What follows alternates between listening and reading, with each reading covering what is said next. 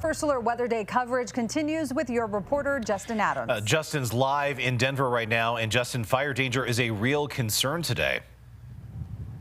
Yeah, guys, we made it all the way from Denver to Aurora. And just like you said, Brian, yeah, it is truly a danger right now. We're in red flag warning all the way until later on this evening. And as you can hear from my mic, it is very, very windy out here, a little cold as well. But the wind is really what Aurora firefighters are keeping their eye on today. And they're going to be patrolling, trying to stop a spark before it turns into a disaster, because we can see winds in the plains anywhere from 30 to 40 miles per hour. Michelle, you said it was 60 miles per hour. Trust me, I'm out here and I believe it. Strong winds combined with dry grass and no recent snowfall have created what crews call troubling terrain. And because of this, Aurora firefighters will be coordinated with Arapahoe County to make sure all resources are spread out and ready to go, because the goal for firefighters is simple: to get ahead of any fire before it costs a life or any property. And if you're headed out today, especially if you're in the Eastern Plains, make sure you hold on as you can. It is very, very windy out here, guys. In Aurora, your reporter Justin Adams, covering Colorado First. We can definitely see it and hear it. All right, Justin, thank you. Today's weather has people living in